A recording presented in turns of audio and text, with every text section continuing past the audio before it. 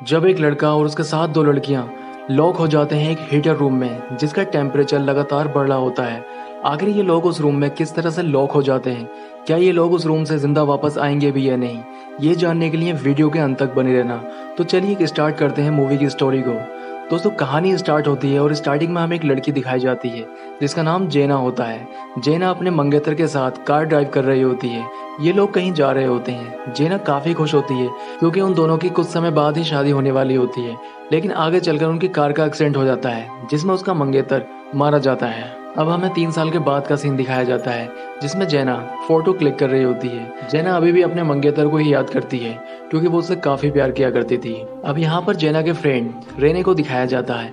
Renee उससे कहती है कि क्यों ना हम कहीं बाहर घूमने के लिए चलें, इससे तुम्हारा मन भी थोड़ा हल्का हो जाएगा। इसके बाद रेने जेना को अपने बॉयफ्रेंड माइकल और उसके फ्रेंड एयान से उसको मिलाती है। यहाँ पर एयान सभी से कहता है कि मेरे अंकल का काफ़ी बड़ा रिजॉर्ट है जो कि एक बहुत बड़ी लेक के किनारे है, क्यों ना हम सभी लोग वहाँ चलें। ये सभी लोग डिस्कस करने के बाद वहाँ के लिए निकल जाते हैं। जब ये लोग रिजॉर्ट के लिए निकल जाते हैं तो एयान का अंकल उनका पहले से ही वहाँ वेट कर रहा होता है। इनके जाने से पहले ही उसने पूरी पार्टी की तैयारी कर रखी होती है। दरअसल ये पार्टी दारू की पार्टी होती है। वो सभी को दारू ऑफर करता है, लेकिन यहाँ जेना दारू पीने के लिए मना कर देती है और अंदर चले जाती है क्योंकि जेना अभी भी अपने मंगेतर को याद करके डिप्रेशन में रहती है, इसलिए वो डिप्रेशन की दवाइयाँ भी खा रही होती है। थोड़ी देर बाद सभी लोग अंदर आ जाते हैं। अब एयान जेना को हल्का फील कराने के लिए उसे सॉन्ग सुनने के लिए कहता है जिसमें जेना एग्री हो जाती है और एयान सॉन्ग लगा देता है। इसके बाद रात को सभी लोग साथ में बैठकर डिनर करते हैं।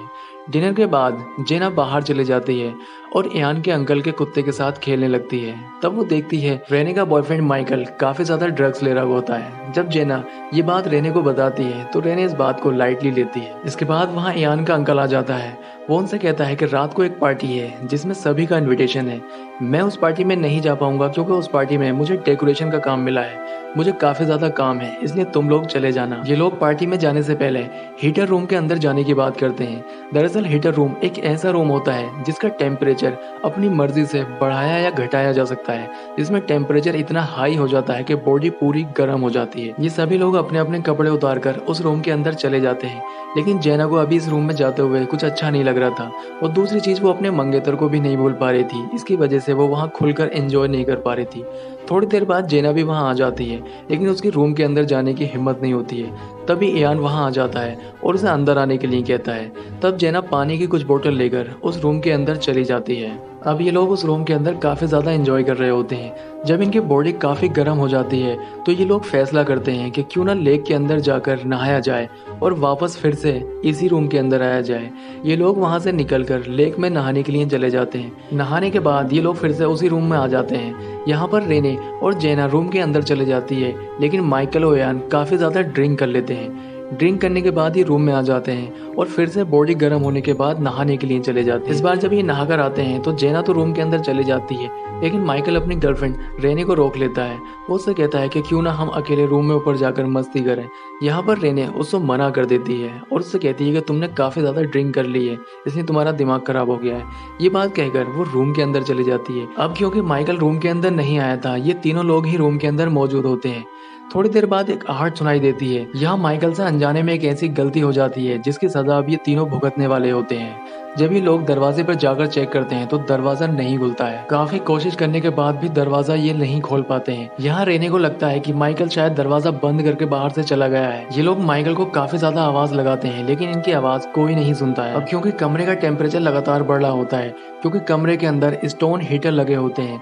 दरअसल पाइपों द्वारा हीट अंदर आती है जो कि स्टोन को गर्म करती है। अब रेने दीवार पर एक डिवाइस को देखती है। दरअसल ये डिवाइस हीट कंट्रोल डिवाइस होती है। जब यान इस डिवाइस को देखता है तो वो उसको बताता है कि ये सिर्फ रिमोट द्वारा ही कंट्रोल होती है, इसको मैनुअली कंट्रोल नहीं किया जा सकता। तब रेने उससे कहती है कि अगर हम डिवाइस को ही तोड़ दें तो शायद हम कमरे का टेम्परेचर कम कर सकते हैं। इसमें यान उससे कहता है कि डिवाइस तोड़ने पर जरूरी नहीं है कि कमरे का टेम्परेचर कम हो जाए, शायद कमरे का टेम्परेचर बढ़ भी सकता है। यहाँ पर ये लोग काफी ज्यादा परेशान हो जाते हैं। अब रेने गुस्से में दरवाजे में लगा कांच तोड़ने की कोशिश करती है, लेकिन कांच उससे नहीं टूटता है। यहाँ पर यान की दिमाग में एक आइडिया आता है। वो स्टोन हीटर में से एक स्टोन निकालने की कोशिश करता है। अब यान स्टोन हीटर में से एक स्टोन का टुकड़ा निकालने में कामयाब होता है। क्योंकि वो टुकड़ा काफी गर्म होता है, इसलिए वो उसको पानी में ठंडा करता है। पत्थर का टुकड़ा लेने के बाद यान दरवाजे में लगा कांच तोड़ने की कोशिश करता है, लेकिन कांच काफी ज्यादा मजबूत होने की वजह से उससे नहीं टूटता है। लेकिन यान कोशिश करते रहता है और वो कांच का टुकड़े को तोड़ देता है। क्योंकि कमरे का टेम्परेचर ज्यादा होने की वजह से ये लोग ठीक से सांस भी नहीं ले पा रहे थे, इसलिए कांच टूटने के बाद ये लोग आराम से सांस ले लेते हैं। इसके बाद ये माइकल को आवाज लगाते हैं, लेकिन वहां पर कोई नहीं होता है, क्योंकि माइकल ऑलरेडी पार्टी में जा चुका होता है। वहां पर उनकी आवाज कोई नहीं सुनता है। लेकिन इनको यहाँ पर दरवाजा बंद होने की वजह पता चल जाती है। ये बाहर देखने पे पता चलता है कि एक लेडर जो कि दरवाजे से अटक गई है, जिसकी वजह से दरवाजा नहीं खुल रहा होता है। अब ये लोग काफी ज्यादा परेशान हो जाते हैं और दरवाजा खोलने के बारे में ही सोच रहे होते हैं। यहाँ रेने यान से कहती है कि क्यों ना इस स्टोन हीटर को तोड़ दिया जाए, जिससे हीट आनी बंद हो जाए और कमरा थोड़ा ठंडा हो जाए। यहाँ पर यान उससे कहता है कि अगर हमने ऐसा करने की कोशिश की तो यहाँ एक बहुत बड़ा धमाका होगा, जिससे हम सभी मारे जाएंगे। अब यान उस लेडर को दरवाजे से हटाने के लिए पत्थर का एक टुकड़ा कपड़े में बांधता है और दरवाजे से अपना हाथ बाहर निकालकर उस लेडर को हटाने की कोशिश करता है, लेकिन वो ऐसा करने में नाकामयाब रहता है और काफी ज्यादा परेशान हो जाता है। इसके बाद रेने उस डिवाइस को तोड़ने की बात करती है, जिसमें यान और जेना ऐसा करने के लिए मना कर देते हैं, क्योंकि डिवाइस टूटने के बाद जरूरी नहीं है कि कमरे का टेम्परेचर कम हो जाए, हो सकता है कमरे का टेम्परेचर और बढ़ जाए। अब यान के दिमाग में एक आइडिया आता है। वो कहता है कि कमरे में लगे इस बल्ब की जगह अगर शॉर्ट सर्किट कर दिया जाए तो इस कमरे में इलेक्ट्रिसिटी आनी बंद हो जाएगी, जिससे हीट भी होनी बंद हो सकती है। अब यान बल्ब उतारकर शॉर्ट सर्किट करने की कोशिश करता है, लेकिन यान यहाँ पूरा भीगा हुआ होता है, जिसकी वजह से उसको करंट लग जाता है और वो नीचे गिरकर बेहोश हो जाता है। थोड़ी देर बाद यान को होश आ जाता है। अब ये तीनों लोग बैठकर बातें कर रहे होते हैं। तभी इन्हें यान के अंकल के कुत्ते की आवाज़ सुनाई देती है। जब ये लोग दरवाजे पर आकर उसको आवाज़ लगाते हैं तो वो इनकी आवाज़ सुन लेता है और ज़ोर ज़ोर से भौंकने लगता है। कुत्ते को भौंकता हुआ देखकर माइकल भी वहां आ जाता है, क्योंकि माइकल पार्टी में गया हुआ होता है, लेकिन उसके पास इनविटेशन ना होने की वजह से उसे पार्टी से निकाल देते हैं और वो यहाँ पर आ जाता है। अब इससे पहले माइकल उनकी आवाज़ सुन पाता, जो पार्टी चल रही होती है वहाँ पर पटाखे फूटने की आवाज़ आने लग जाती है, जिससे उन लोगों की आवाज़ माइकल तक नहीं पहुँच पाती है और माइकल वहाँ से चला जाता है। अब ये लोग काफी देर से आवाज लगा रहे होते हैं, इसलिए थक जाते हैं और थककर परेशान हो जाते हैं। इधर कमरे का टेम्परेचर लगातार बढ़ रहा था। अगर ये लोग कमरे से जल्द बाहर नहीं आते हैं तो कमरे की गर्मी के कारण ये खुद ब खुद वहां मर जाएंगे। इसलिए यान अब कमरे में लगे स्टोन हीटर को तोड़ने का फैसला करता है। यान जब स्टोन हीटर को तोड़ता है तो वहाँ बहुत बड़ा धमाका होता है, जिसकी वजह से यान की मौत हो जाती है। दूसरी ओर धमाके के कारण रेने और जेना भी बेहोश हो जाती हैं। धमाके के बाद यान का अंकल भी वहाँ पहुंच जाता है। जब वो देखता है कि दरवाजा लेडर से लॉक हो रखा है और सभी लोग अंदर हैं, तो वो घबरा जाता है। इसके बाद उन सभी को वहाँ से रेस्क्यू किया जाता है। सभी को जब बाहर निकाला जाता है तो पता चलता है कि यान की मौत हो गई है। ये सब कुछ देखकर माइकल काफी ज्यादा परेशान हो जाता है और फ्लैशबैक की बातों को सोचने लगता है। फ्लैशबैक में हमें दिखाया जाता है माइकल काफी ड्रिंक किए हुए होता है और वो काफी गुस्से में भी होता है, क्योंकि उसकी गर्लफ्रेंड ने उसके साथ रूम में जाने से मना कर दिया होता है, इसलिए वो काफी गुस्से में होता है। काफी ज्यादा ड्रिंक करने के बाद उसको कोई होश नहीं होता है।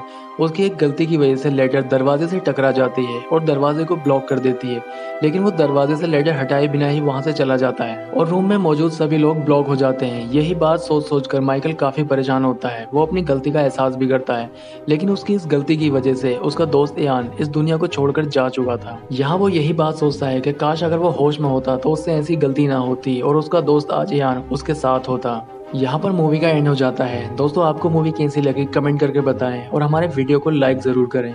दोस्तों, चैनल पर अगर नए हैं तो चैनल को सब्सक्राइब तो ज़रूर ही कर लें। तो मैं आपसे मिलता हूँ इसी तरह के किसी नेक्स्ट वीडियो में।